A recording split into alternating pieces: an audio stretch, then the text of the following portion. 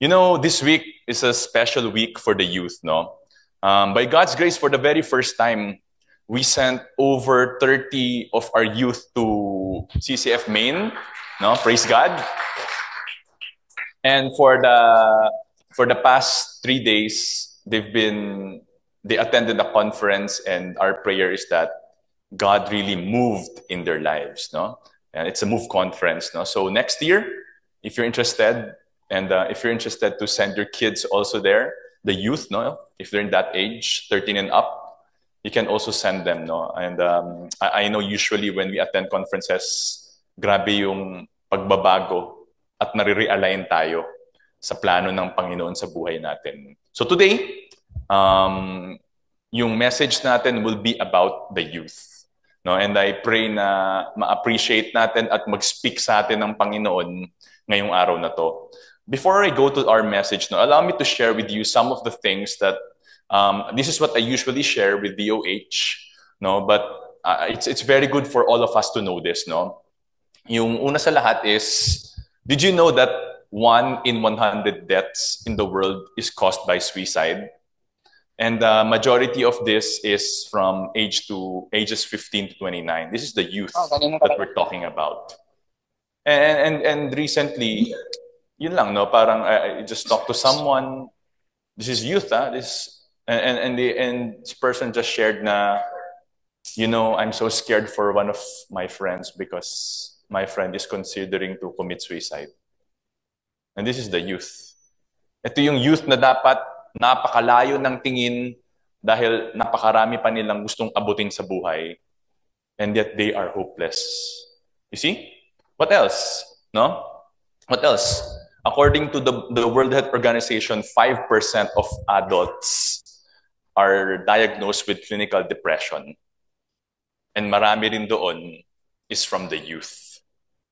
Diba? In the Philippines, according to a survey, 1 of 4 Filipinos consider themselves sad. And just recently, itong week lang na ito, naglabas ng report si DOH that the HIV cases for Gen Zs have increased 500%. Think about it. The future of our country depends on the youth. And if we will not take care of the youth, if we will not mentor the youth, what will happen to our country? What will happen to our world? No? Kaya the title of our message today is to protect the future. And how do we protect the future? We disciple the next generation. All right? So is it okay if I ask everyone to stand again so we can open with a word of prayer? Okay lang po? Amen. Let's pray. Panginoon, nagpapasalamat po kami sa araw na ito na dinala nyo kami sa lugar na ito na ligtas. At dahil sa grasya mo, Panginoon, nandito kami ngayon. Lord, hindi aksidente na nandito kami ngayong araw na ito. Meron kang pakay para sa amin at meron kang mensahe para sa aming lahat. Kaya pinagdarasal ko po ang bawat na tao na nasa lugar na ito, Panginoon, na tulungan nyo sila na hindi lang mapakinggan ang iyong salita, pero mabago ang buhay nila at ang buhay ng kanilang pamilya, lalo na ang mga kabataan. So Lord Jesus, inaangat namin itong worship service na ito sa pangalan mo at pinagdarasal namin na papadakilaan ang iyong pangalan sa lugar na ito. Lahat ng ito ay pinagdarasal namin sa pangalan mo sa Kristo. Amen. Amen. Thank you po. You may be seated. So ngayong araw na to, we will have 3 simple points, no? How do we protect the future? How do we disciple the next generation? Una sa lahat, we need to have a proper perspective. Pangalawa, we need to have an authentic life. And pangatlo, we need to be intentional in mentoring the next generation. So we go to our first point, no? Proper perspective. Ano ba yung proper perspective? Tamang pananaw. Diba? Bakit importante ito? No? And this is the most important thing out of everything. Because if mali ang pananaw natin, if mali ang katotohanan na pinanghahawakan natin, ano ang maibibigay natin sa susunod na henerasyon? And today, we will be reading or studying from Deuteronomy 6, no? And this is what the Jews called as the Shema. All right? So let's start with Deuteronomy 6, chapter 6, verse 4. Sabi dito, "Hear, O Israel, the Lord is our God. The Lord is one." No? Kaya itong Shema na to, tinawag ng Shema, kasi nagsisimula yung salita, itong hear na to, yung Hebrew word neto is Shema. At yung ibig sabihin nito, hindi lang yung makikinig tayo. Habang ina-announce to, wag nyo lang pakinggan. Ang ibig sabihin ng Shema is makinig kayo ng mabuti at dapat meron kayong intensyon na i-apply sa buhay ninyo yung pinahihinggan ninyo. Yun ang ibig sabihin ng Shema. Diba? And yung sinabi ito, "Hear, O Israel, the Lord." Yung salitang Lord na ito, ang ibig sabihin nito ay Yahweh. No? Itong Lord na to, itong Yahweh na to, this is the personal name of God. This is the covenant name of God. No, He is not just God. Ito yung tinatawag niyang personal name niya, Yahweh. And when we look at the Bible, makikita natin na first time lumabas itong Yahweh na ito sa Genesis chapter 2. No? Sabi dito, "This is the account of the heavens and the earth when they were created in the day that the Lord God made the heaven and earth." Genesis chapter 1, nakalagay doon, when God created this one and this one, di ba? Ang ginagamit lang na word doon is God, which is yung God dito. Ang Hebrew nun is Elohim. Ang ibig sabihin ng Elohim is a supreme, powerful creator. Elohim is the plural form of El. Diba? Yung El na word, yung E-L, that means God. Bakit plural? Eh sinabing ng the Lord is one. You see? It's because the greatness of God is such that it cannot be contained. That's how great God is. But at the same time, we will see later kung bakit plural form of El yung ginagamit. So who is this God? Who is this Yahweh? Diba? When we move to Exodus chapter 3, ito yung sinabi niya kay Moses. Nung pinapadala niya si Moses para iligtas yung mga Israelites from slavery for the past 400 years. Ang sabi ni Moses, "Sino ba ako? Ba't nila ako pakikinggan?" Sabi ng Panginoon sa kanya, "Sabihin mo sa kanila, I am who I am." Sabi ng Panginoon. Sabihin mo sa kanila, "I am has sent you." You see? And thus, sabi niya, "Thus you shall say to the sons of Israel, the Lord, the God of your fathers, the God of Abraham, Isaac, and Jacob has sent me to you. This is my name forever, and this is my memorial name to all generations." You see, Yahweh, that is the personal, covenantal name of God. And when God says, "I am who I am," pinapakita niya yung divine nature niya.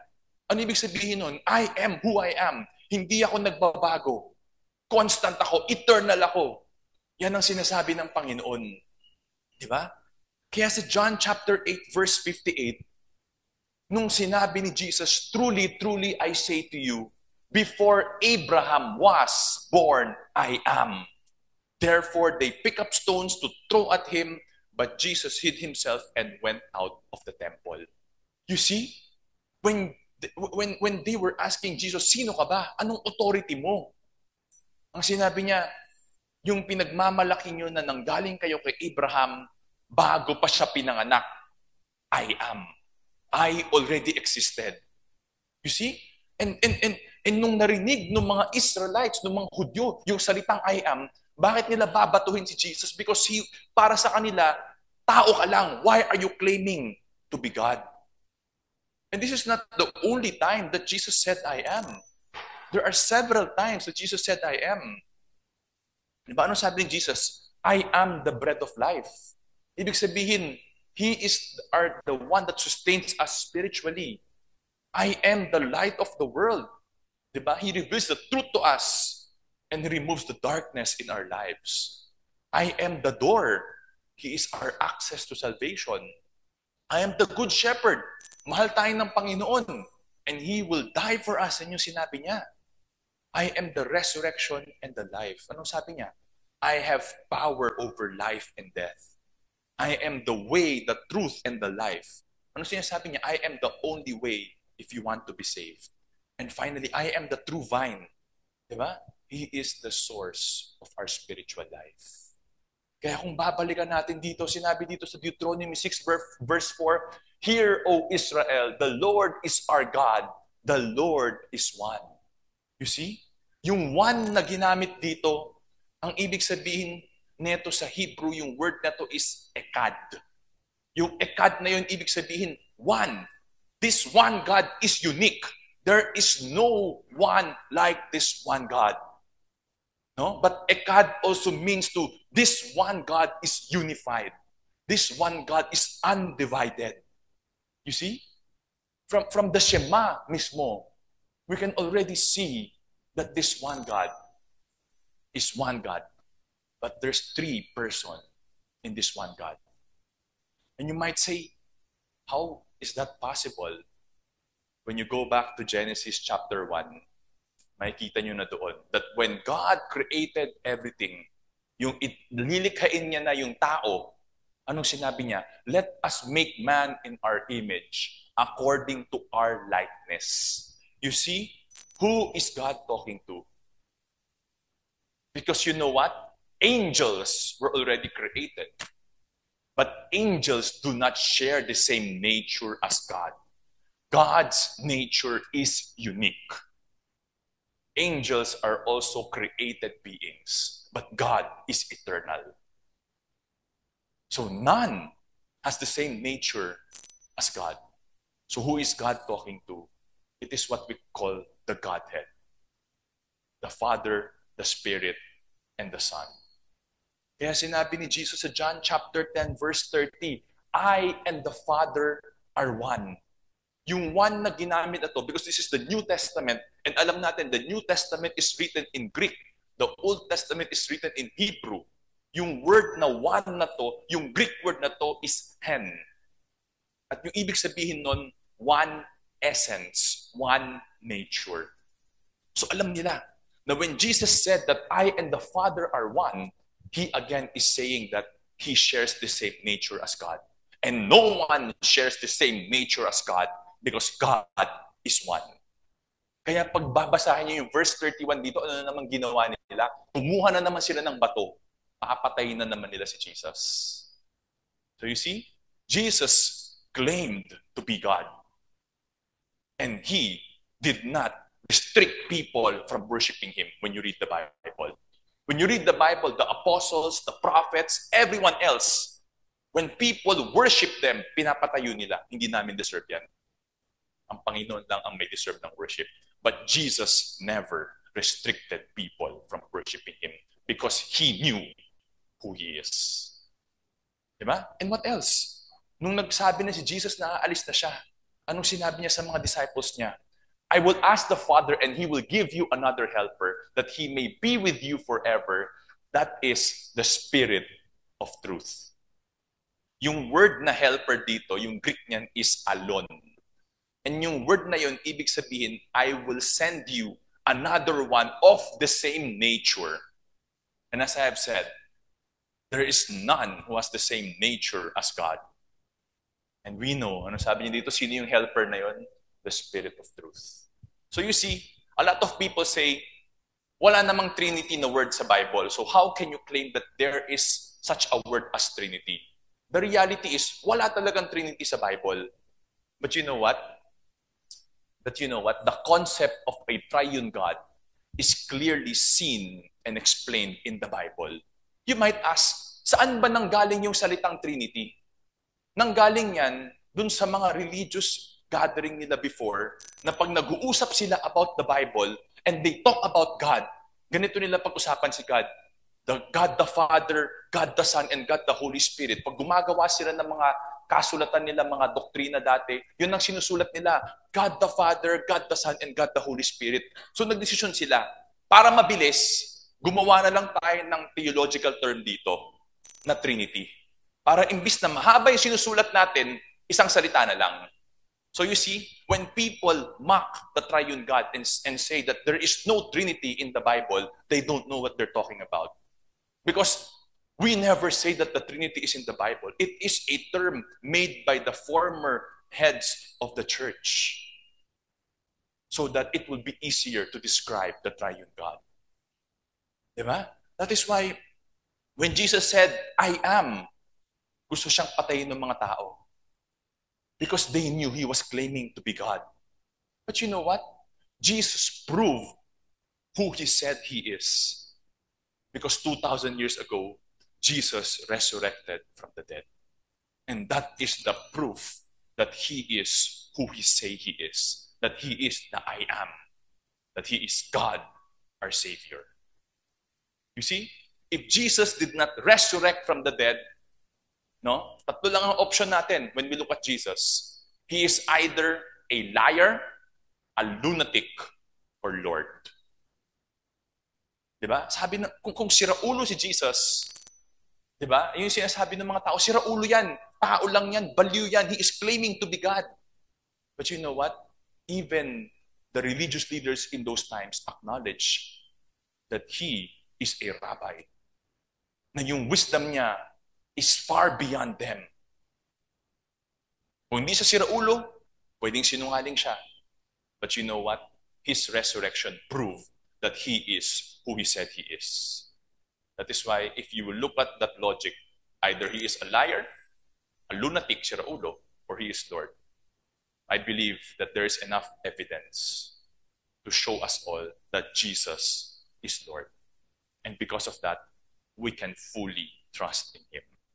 Kaya pag sinabi niya dito sa John 14 verse 6, na sinabi niya, I am the way, the truth, and the life, and no one comes to the Father but through me. Pwede natin siyang pagkatiwalaan. Sinabi niya dito, ako ang nag-iisang daan. Nasa akin ang nag-iisang katotohanan. At nasa akin ang nag-iisang buhay. Ako lang kaya magbigay ng buhay na walang hanggan sa inyo. When Jesus tells us this, that He is the only way for us to be saved, we can trust in Him. We can trust in Him completely. Kaya as we close yung first point natin, ito yung gusto kong sabihin sa atin. If we do not have a right perspective on who God is, then we cannot impact the next generation. Because yung maipapasa natin sa kanila ay hindi katotohanan. Partial truth is not truth. 99% truth is not truth. So we need to accept who God is for who He is completely kung sino siya. Diba? Gusto niyo ba kung mamimili kayo kunyari sa mga, tapos na kasi yung Mother's Day, Father's Day na raw next week, no? Buti naman pinaalalahanan tayo ng maaga, no? Kundi kawawa tayo, no? Yung mga anak ko laging may surprise sa mami, eh. Sana kay daddy rin, no? You know what? Tayong mga husbands, for example, gusto na reregaluhan natin ng regalo yung misis natin. Kunyari, meron na siyang pangarap na, kunyari, example only, meron na siyang matagal na pangarap na mabili na bag. Diba? Or kung gusto niyo, necklace, or whatever that is. Diba? Tapos talagang pinag-iipunan niya ng matagal na. Pero hindi niya pa napag-ipunan, tapos gusto mo siyang i-surprise. No, gusto mo ba, pag binigay mo sa kanya, tapos sabihin mo sa kanya, itong binigay ko sa'yo, 99% authentic. Totoo ba yun? O fake pa rin yun? 99% authentic is still fake. So you see, and tayo, we want to give our best sa loved ones natin. We want to give them what's real. Diba? So yun din. When it comes to our faith, we want to pass it on to the next generation 100% true. Not 99%, because that is not true. And you know what, in our world right now, marami. Yung 1% na tinatanggal nila is believe the whole Bible, but do not believe that Jesus is the only way for us to be saved.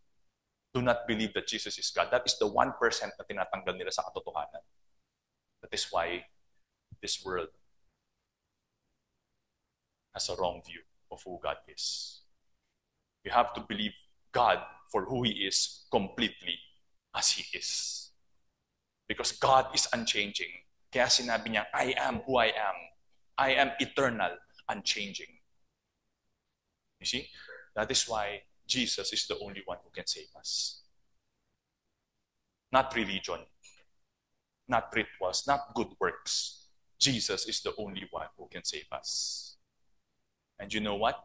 Jesus is also the only one who can use us to reach the next generation. Siguro yung tanong nyo, paano? How can Jesus use us? We go to our second point. Yung second point natin is authentic life. Sabi sa Deuteronomy 6 verse 5, you shall love the Lord your God with all your heart, with all your soul, and with all your might. Itong salitang love na ito, hindi lang ito emotion. No? Yung command na to love, it entails loyalty. It entails obedience. Yung heart na to, hindi lang din yan emotion. Diba? Itong heart na to, it includes yung mind natin. Ibig sabihin, lahat ng iniisip natin at lahat ng intention natin. Our heart also includes our will. Yung choices natin, yung desires natin. Diba? And when we talk about our soul, this talks about our inner person, our real self. And finally, yung might or yung strength natin, hindi lang to physical power. This also talks about yung resources na meron tayo. Yung abilities na meron tayo. And you know what? What is God commanding us? He is commanding us to love Him with all our hearts, all our soul, and all our might. Hindi niya sinabing a little or some or most. Ganun din. We cannot love God 20%. We cannot love God 50%. We cannot love God 99%. You know what? He tells us to love Him 100%. Diba? Ito yung gusto ko sabihin sa ating lahat. Kung gusto talaga natin na tunay na ma-encounter natin yung Panginoon sa buhay natin at tunay natin na ma-experience natin siya sa buhay natin, kailangan ibigay natin yung lahat natin sa Kanya. At anong itsura nito? Sabi ni Paul sa Romans 12 verse 1, therefore, I urge you, brethren, by the mercies of God, to present your bodies a living and holy sacrifice, acceptable to God, which is your spiritual service of worship. No? God does not desire religion. God does not desire rituals. God does not even desire our money. What God desires is for us to give our whole self to Him. Yung salitang holy na dito, yung ibig sabihin niyan is set apart. Ibig sabihin, gusto ng Panginoon na pagsusundan natin siya, we are fully committed to Him at kitang-kita ng ibang tao yung pagkakaiba sa buhay natin. That we are not living our lives according to our own will, but according sa will ng Panginoon sa buhay natin. So how? How do we show our commitment to God? Yun yung nasa verse 6. No? Sabi sa verse 6, these words which I am commanding you today shall be on your heart. You see? Ano yung these words na sinasabi dito? Nung Deuteronomy chapter 5 kasi, inulit ni Moses yung 10 Commandments. So when Moses says these words, he is referring to the 10 Commandments. He is referring to God's command to love Him with all our hearts. Because you know what? To love God is not just to know about God. It's not just to know the Bible. To love God is to believe the Bible, is to believe Him, is to trust Him. And yung trust na yon, it will result to our obedience to His Word. No? Kaya anong gusto kong i-share sa ating lahat? God's commands are meant to be studied intentionally and obeyed wholeheartedly. You see, this is the problem sometimes. And it's a reality na maraming tao, maraming alam sa Bible, maraming memorize na scriptures. But you know what? Naiwan sa ulo. Hindi bumaba sa puso. You see? Meron namang iba na sumusunod sa salita ng Diyos, pero galit at pilit. You see? Hindi rin gusto ng Panginoon yun. Because if we truly love God, hindi burden ang obedience. Diba? Sabi ni Paul sa Colossians chapter 3 verse 17, Whatever you do in word or deed, do all in the name of the Lord Jesus, giving thanks through Him to God the Father. Diba? So why do we do everything in the name of Jesus? I pray na yung sagot natin dito is hindi dahil sinabi sa akin. But I pray na yung sagot natin dito is dahil mahal natin siya. Dahil alam natin yung ginawa niya para sa atin. Diba? Yung kanta nga kanina, diba sabi ko nga, without you, Lord, where will I be? Kung wala ka, Panginoon, saan ako pupulutin? You see? That is why I pray na lahat tayo dito, we will do everything in the name of Jesus for the glory of His name. You see? Bakit? Because God calls us for a total, undivided, whole person love. Ganyang klaseng pagmamahal ang hinahanap sa atin ng Panginoon. Dahil kung hindi natin siya mahal, hindi natin siya susundan. Ganun din sa mga kabataan eh. The question we ask ourselves is, lagi natin sinasabi, di ba? Itong generation na to, this is a rebellious generation. Iba na sila. Hindi sila parang tayo dati. Ganyan yung naririnig natin. Ganyan yung sinasabi natin kung magulang tayo ngayon. But you know what? Ganun din yung sinasabi ng mga magulang natin sa atin dati. Itong anak ko, iba na siya. Hindi na siya parang ako. You see? Every generation, may pagbabago talagang nangyayari because the world is changing. And my prayer is that we do not hate the next generation, but we adjust to the next generation so that we can teach the next generation on how they can also love God completely. Because God deserves it. And you know what? Because it is also for our good. That is why tayo, no, bilang mga magulang or bilang mga leaders, kung meron tayong mga dinedisciple, we have to be authentic. Because being authentic means we can pass the gospel correctly to the next generation. You see? Itong generation na to, sinasabi natin ang layo na nila sa Panginoon. Bakit? Anong hinahanap nila? Ang hinahanap nila ngayon, experience. They want to maximize this world. They want to try everything. Diba? Anong gusto ng mga kabataan ngayon? K-pop. Diba? Netflix, social media. You see? You see? But you know what?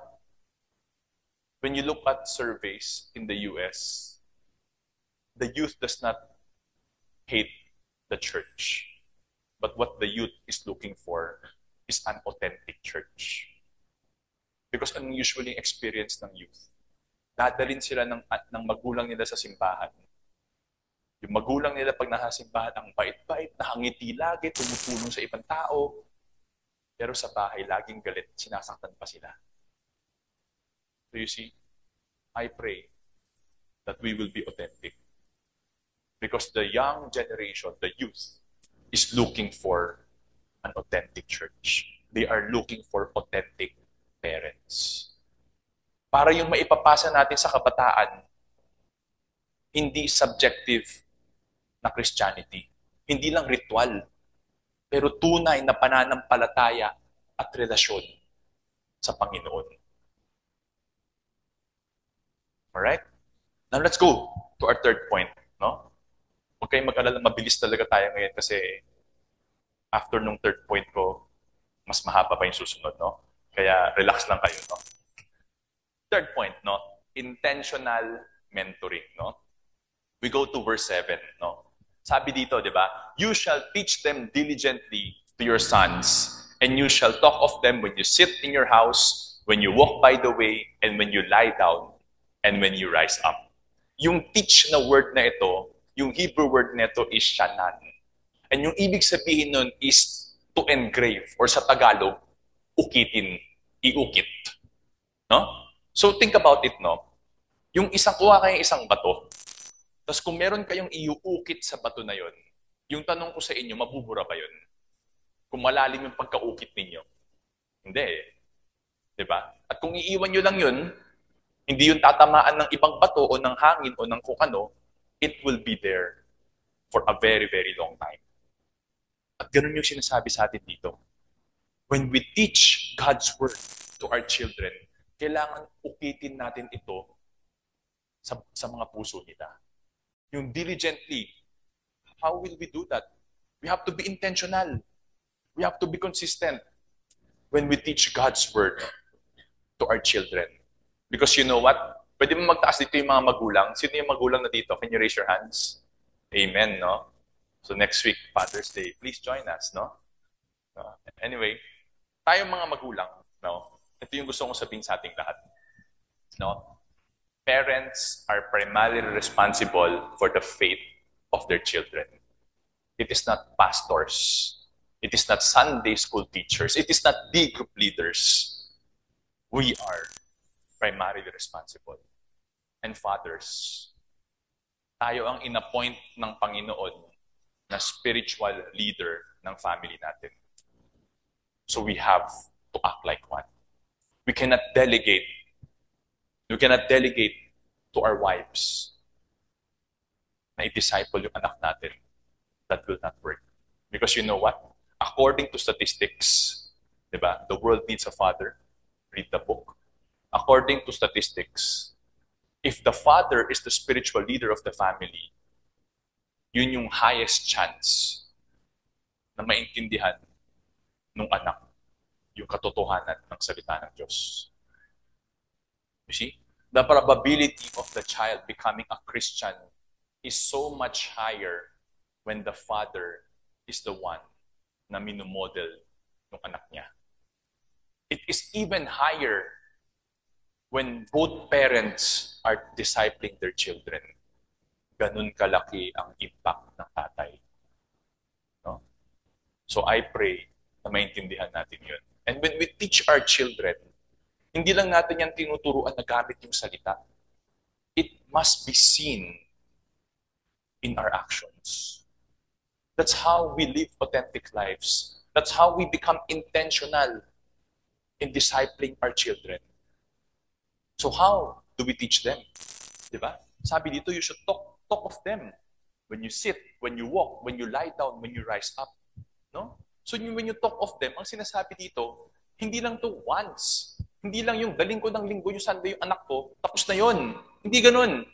Ang ibig sabihin dito is, every opportunity na meron kayo, you teach your children God's Word. Ibig sabihin, when you sit down in your house, in your private life, in your family time, you talk about God. Diba? When you walk by the way, when you're outside, in your public life, you talk about God. When you lie down, at the end of the day, you talk about God, you pray together. And when you get up at the beginning of the day, you talk about God. You pray together. You see, we have to understand that every moment is a teaching moment. Ito yung na-realize ko na ang daming beses ko at ang daming panahon kong nasayang. Because I was always engaged with something else. Kahit kasama ko yung pamilya ko, I was engaged with something else. That's why I missed a lot of opportunities. But you know, God is gracious. Inaalaw niya ako makabawi sa anak ko, sa asawa ko. So we have to learn to always be present, to always be observant, and to always be intentional in looking for ways, in looking for opportunities to teach our children about God. Verse 8, sabi dito sa verse 8, you shall bind them as a sign on your hand, and they shall be on the frontals of your forehead.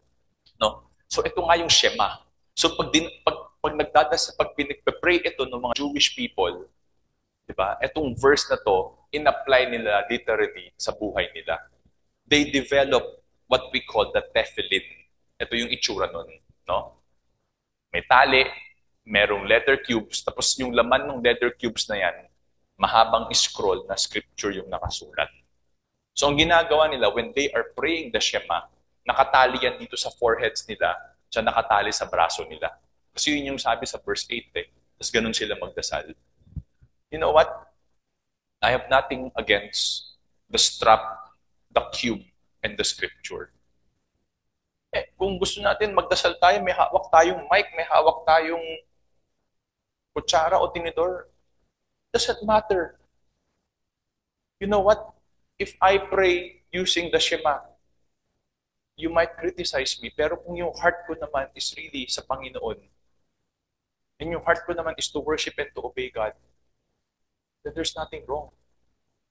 But what is wrong? Kung bakit sinasabi ng Panginoon dapat wala tayong mga daladalang mga ganitong mga bagay, you know why? Because kung nakikita yan ng anak natin, tapos yung ipapasa natin sa anak natin, eventually magiging ritual na lang. Eventually, ang makikita nila is, importante ito. Basta ito, okay na ako. Magdadasal ako na may nakatali dito, may magdadasal ako na nakatali sa kamay ko, okay na. Kasi ganoon naman si mama at si papa. Nagdadasal, tapos magagalit. So ito yung religion ko.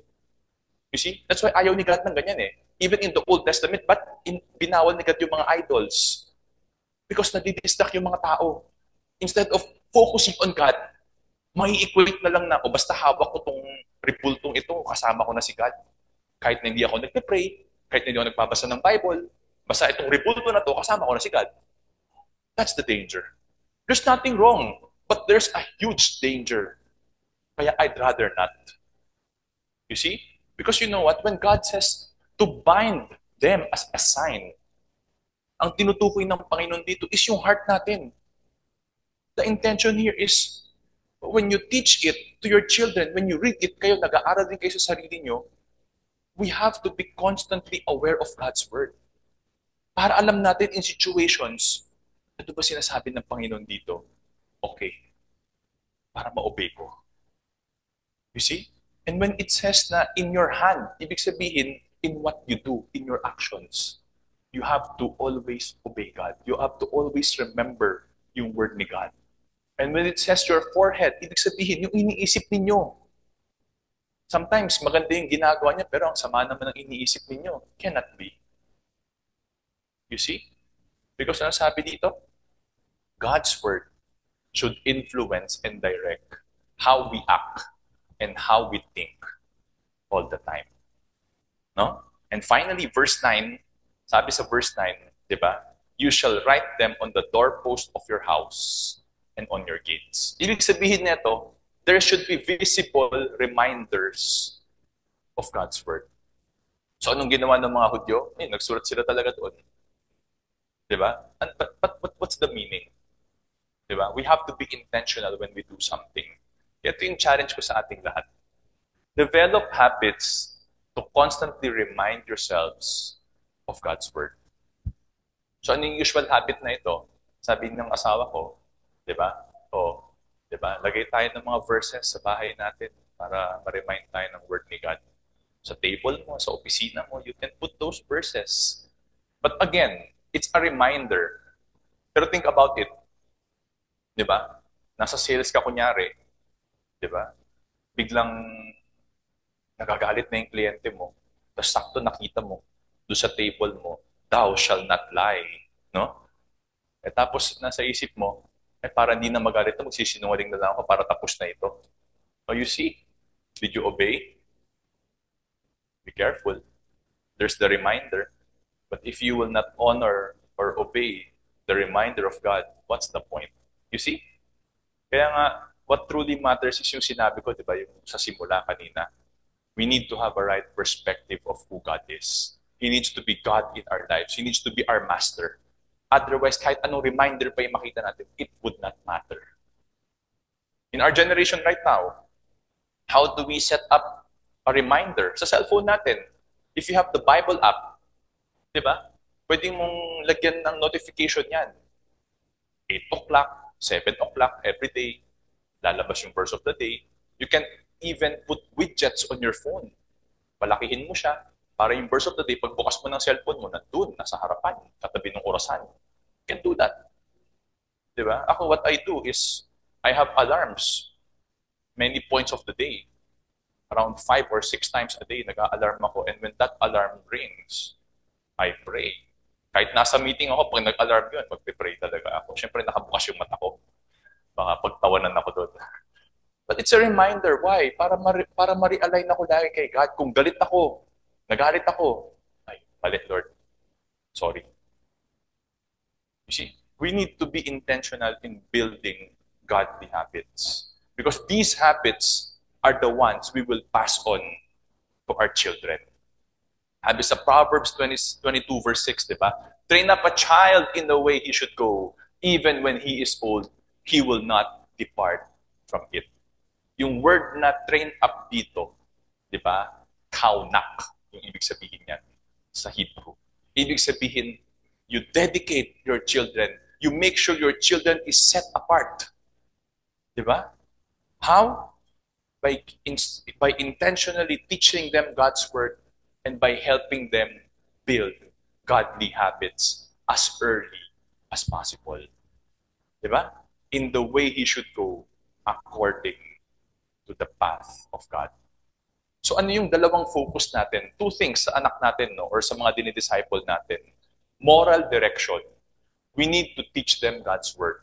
And yung personal direction nila is we need to help them know their personal gifts and yung calling ng Panginoon sa kanila so that God can use them. And we have to be intentional with this too. You know why?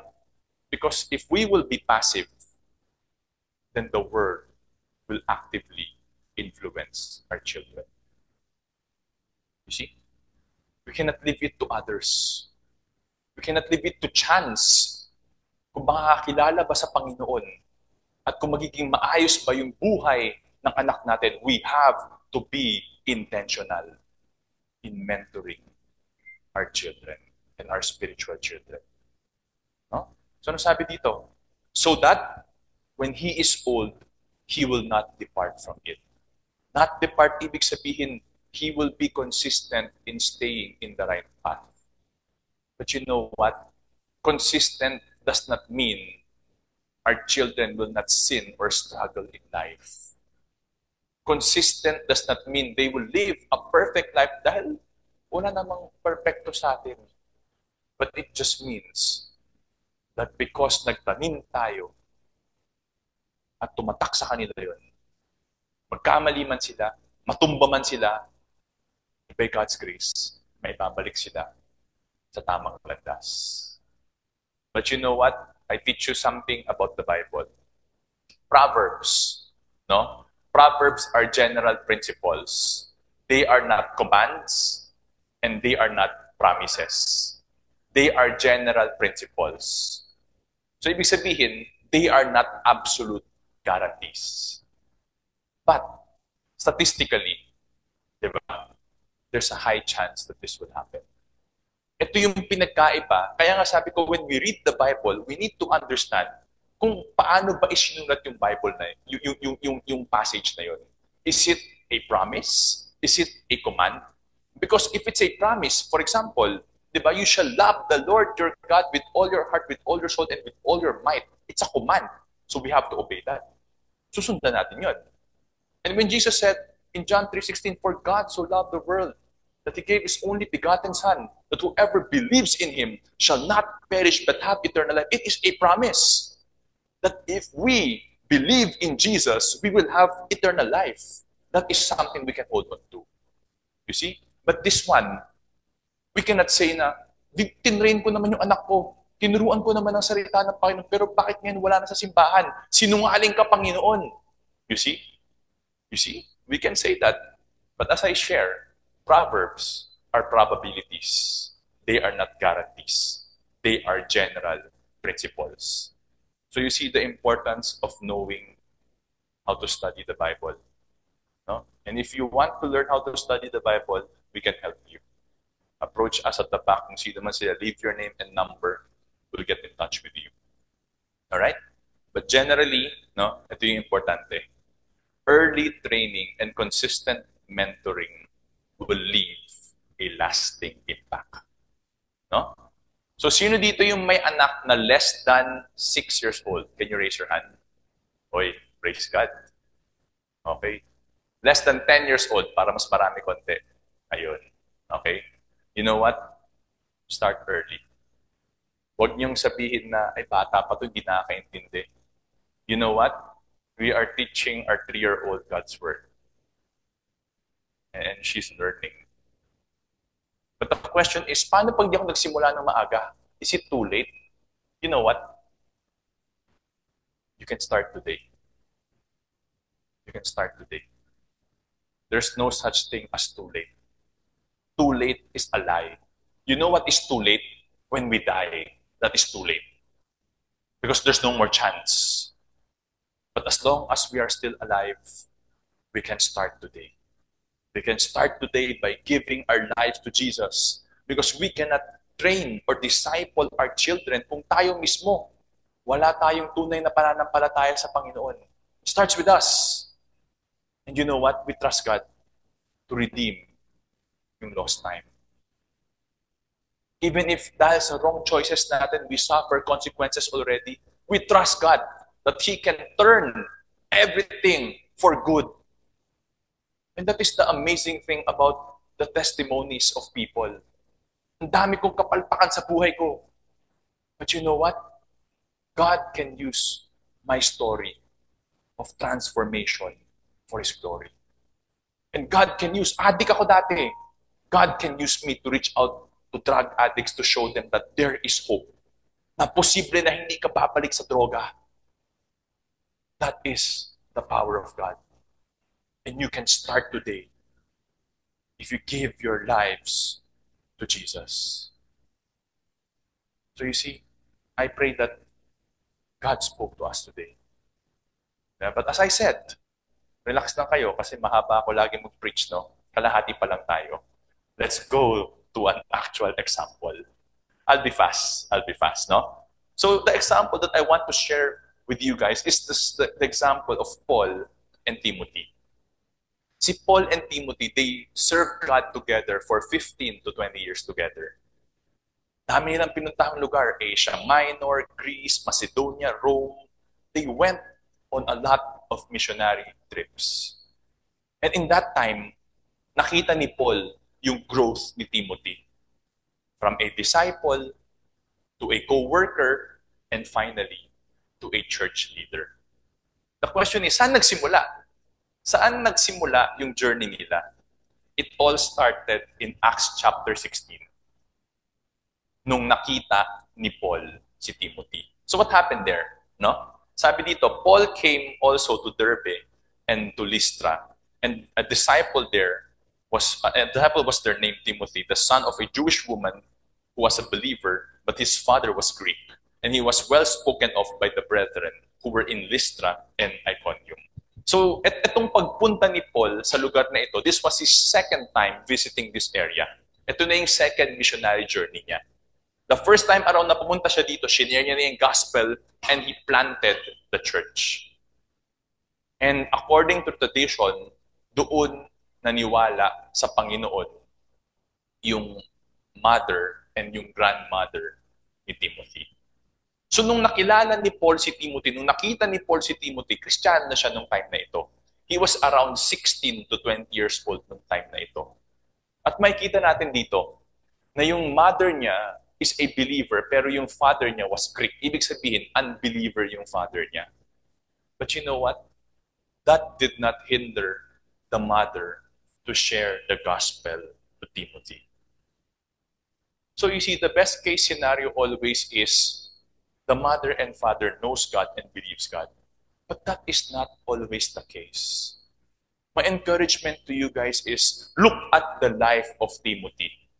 It was not said in the Bible na niniwala yung tatay niya. But as I pray na as we look at the journey of Timothy, ma-encourage tayo that there is hope. Kahit tayo lang naniniwala. No? Ang sabi dito, Timothy was well spoken of.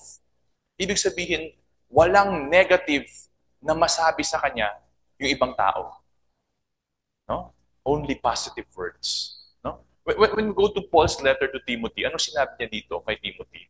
I am mindful of the sincere faith within you, which first dwelt in your grandmother Lois and your mother Eunice, and I am sure that is in you as well. Sincere faith. Tunay na pananampalataya. Sincere, genuine, no hypocrisy.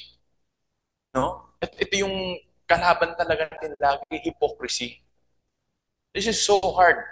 to admit, pero yan yung laging sinasabi ng ibang tao. Ano bang pinagkaiba ng Kristiyano sa hindi Kristiyano? Yung ginagawa namin, ginagawa rin nila. You see, sometimes tayo mismo, we are the reason why people don't want to come to faith to Jesus. Because we are not living lives according to how Jesus lived His life. Pero si Timothy, sinabi sa kanya, meron siyang sincere faith. Ibig sabihin, yung faith ni Timothy is personal. Hindi lang dahil ito yung pininiwalaan ng nanay ko, ito yung paniniwalaan ko. Hindi, it was personal. It was personal faith. Hindi siya inherited religion. He has a personal relationship with God. Pero yung gusto kong i-highlight na word dito is yung first dwelt. Ibig sabihin, napakalaki ng impact nating mga magulang if we start discipling our children at home. You see? Nagsimula sa magulang niya, nagsimula sa nanay niya, nagsimula sa lola niya. Diba? And because of that, by God's grace, when Paul saw him, Paul saw the potential in Timothy. Kaya sabi dito, Paul wanted this man to go with him.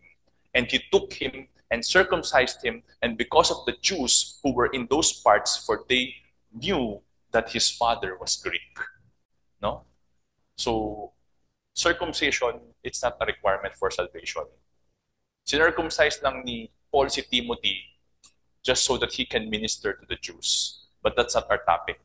No? Our topic is Paul wanted this man to go with him. Bakit? Paul wanted to disciple Timothy. So he wanted to bring Timothy with him so that Timothy can observe his life. So that Timothy can observe how he shares the gospel, how he ministers to people, how he teaches God's word, and how he plants churches. So you see, this is the first step when we identify kung sino yung gusto nating i-disciple.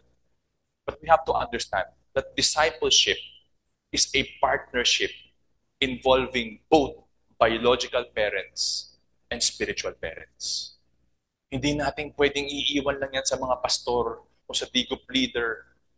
We have to be involved if we want our children to really know God. Number 2, anong ginawa ni Paul?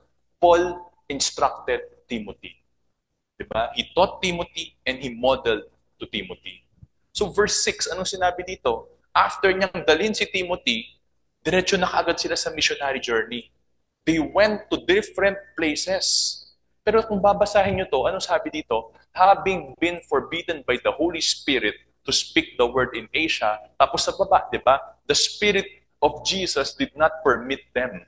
Di ba? So makita natin dito, dinala ni Paul si Timothy, and Timothy was already witnessing not just the public life of Paul, but yung personal life niya. Kung wala nang nakatingin, na-observe ni Timothy yun. At nakita rin ni Timothy na kahit yung heart ni Paul is to minister to people, ano makikita natin dito? Pumupunta lang si Paul sa lugar kung saan siya dinadala ng Panginoon. Gusto kong mag-share ng gospel dito, pero sabi ni God, no, dito ka. Dito ako. So sometimes choosy tayo. Lord, gusto kong i-minister tong tao to kasi ang bait, tsaka maganda yung potential. Ayaw ko to, ang tigas-tigas ng ulo. Eh sabi ni God, dito ka. What will you do? You see? If we trust God, we will obey Him. Okay? So anong sabi ni Paul kay Timothy sa letter niya kay Timothy? Sabi niya dito, now you followed my teaching, conduct, purpose, faith, patience, love, perseverance, persecutions, and sufferings, such as happened to me in Antioch and Iconium and at Lystra.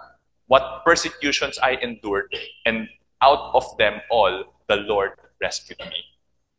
When you read 2 Timothy chapter 3, yung verses 1 to 9 na yun, Paul talks about the evil and the corruption of the world in the last days. Ito yun, sobrang evil ng world, sobrang corrupt ng world. Pero anong sabi ni sa verse 10, sabi niya kay Timothy, now you followed my teaching. Now you followed my example. Diba? So ibig sabihin, ito yung mundo, pero hindi natin sinunod yan. Ito tayo, kasi ito yung command sa atin ng Panginoon. So you see, there's a big difference between how this world teaches our children and how we teach our children if we base it according to God's Word. Diba? So, paano siya sinundan? Sabi ni Paul. Ito yung sabi ni Paul eh. You followed me. You followed my example. Yung teaching niya. Diba? Tama yung pagkakilala ni Timothy sa Panginoon. Yung conduct niya. Timothy lived with integrity and consistency. Yung purpose ni Timothy, alam niya that I will also teach God's Word and plant churches. Yung faith niya, that he trusts God in all circumstances. Yung patience niya, that he was willing to journey with difficult people. Yung love niya, agape love, unconditional sacrificial love. Yung perseverance niya, na kahit mahirap, kahit maraming hadlang aabante ako dahil ito yung gusto ng Panginoon na gawin ko. Yung persecution, okay lang na makancel ako. Okay lang na siraan ako. I'm doing this for God. Suffering, okay lang magdaan ako sa hirap. Dahil alam ko, mas importante na maabot ko yung ibang tao para sa Panginoon kaysa sa comfort. And finally, rescue. Confidence that God will protect, God will provide, and God will save them no matter what the situation is. So you see, as parents and as mentors, ito yung gusto kong sabihin sa ating lahat. If our words do not match our actions, we risk influencing our disciples to become hypocrites. Paul was very confident. Imitate me as I imitate Christ. Wala siyang tinatago. Samahan mo ako in my private life. Tignan mo yung buhay ko. Because by God's grace, I am living my life according to how God wants me to live my life. Hindi lang kung ano nakikita ng ibang tao. But I am like this because my faith in Jesus is real. What's the third step? Third step is involvement. No? In-involve ni Paul si Timothy sa ministry. So ano nangyari dito? They were sharing the gospel. Pero kada share nila ng gospel sa isang lugar, yung mga Jews doon, nakagalit sa kanila. Diba? Minsan pa talagang hinampasan pa sila. Akala nila patay na si Paul, kaya iniwan nila. You see? And yung hinabol sila, anong ginawa ni Paul? Iniwan niya si Timothy, tsaka si Silas sa Berea to continue to teach God's word there, pero siya, umalis na siya.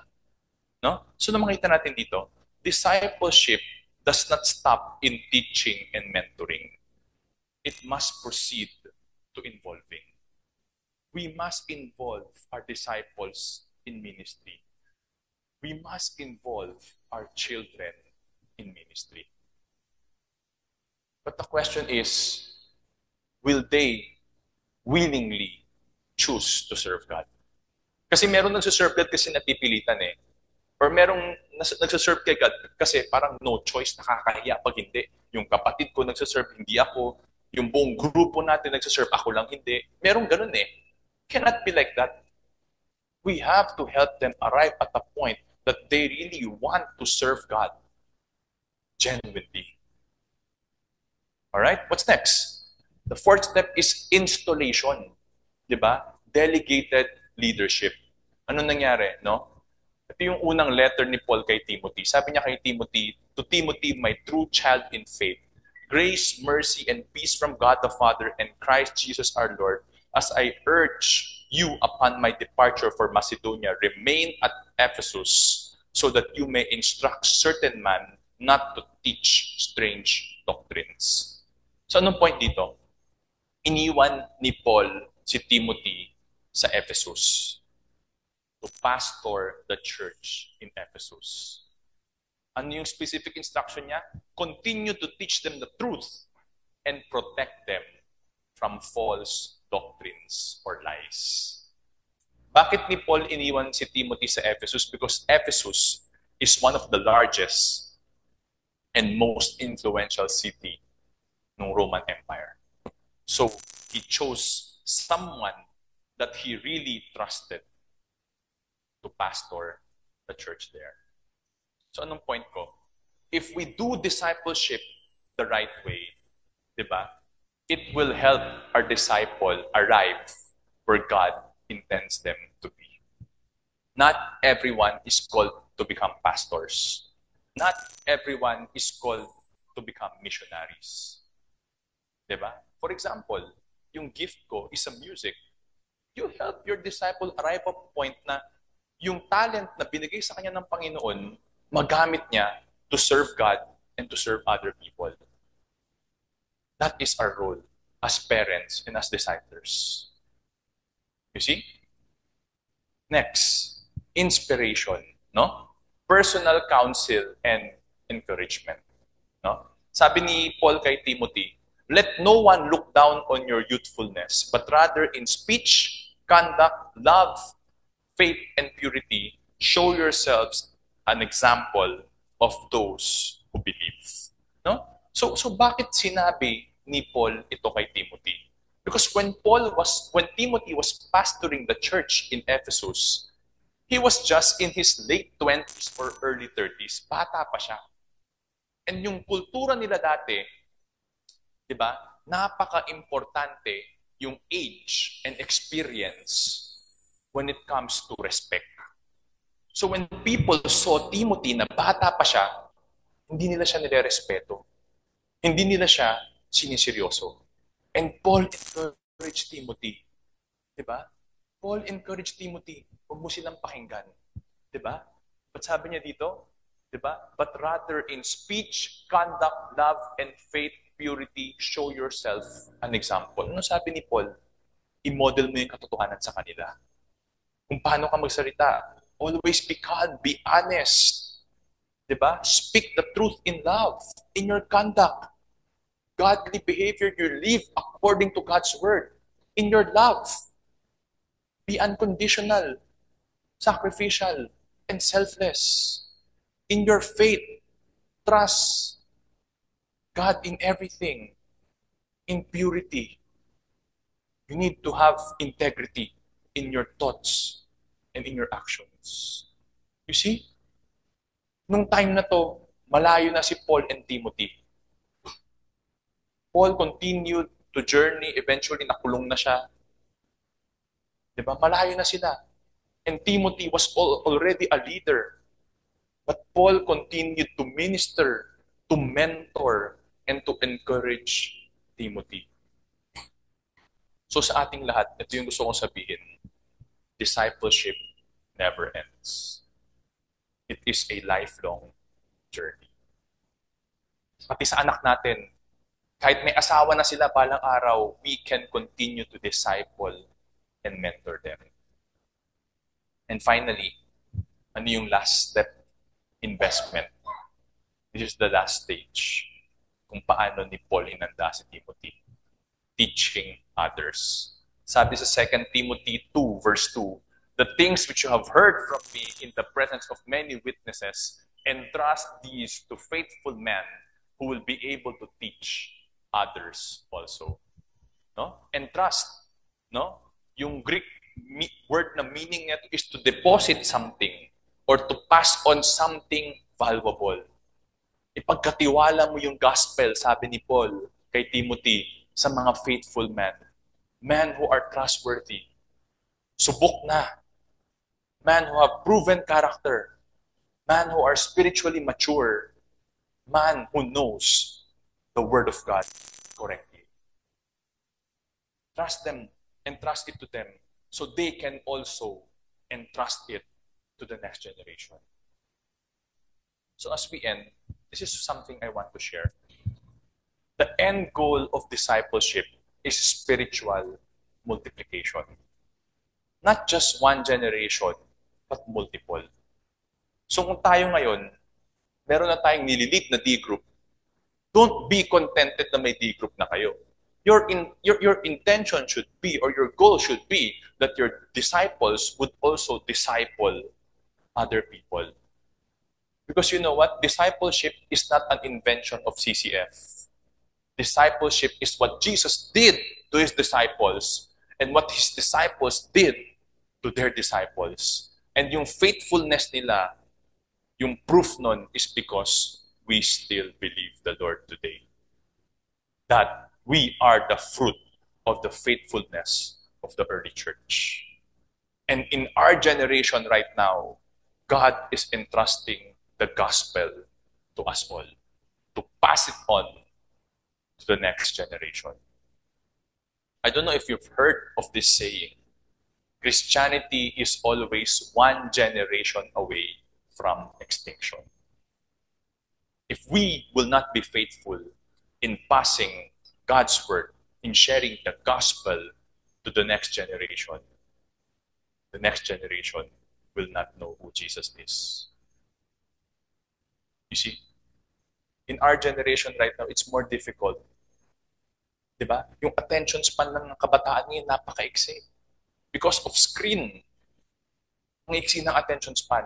Shorts, reels, no? My goodness. If you know marketing data, the average time na nakatingin yung tao sa screen, sa TikTok, or whatever, shorts or reels yan, 3 seconds. So ang marketing ngayon, if they don't get your attention in 3 seconds, they lose you. Swipe up. Swipe up. So how can we reach the next generation? It's harder, but we have to be intentional. In our world right now, diba? Anong hinahabol? You only live once, so experience everything. You see? Totoo, we only live once in this world. But there is such a thing called eternity. Why would we trade away 70, 80 years of life for something that is forever? That is not wise. Diba? That is why I pray that as a church, we be faithful to God. And we be faithful to the great commission na iniwan sa atin ni Jesus to go and make disciples of all the nations. That is why this is our mission as a church. Diba? To honor God and make Christ committed followers who will make Christ committed followers. And makita natin, no, that discipleship can be seen here. But discipleship is not the main thing. The main thing is to honor God. God always comes first. Obeying God always comes first. Because if we will disciple without love and honor for God, anong klase yung maipapasa natin sa next generation? Religion, not real relationship with the Lord. So I pray that as a church, ito yung unahin natin. Kaya ngayon yung unang point kanina, di ba? Having a right perspective of who God is. That matters. No? So my challenge for everyone is, I don't know where you are right now, but I pray today that you become part of the discipleship journey. Kung wala pa kayong D group, let us know. We'll connect you. Kung hindi kayo comfortable pa sa D group, gusto nyo medyo big group muna, let us know. We'll adjust to you.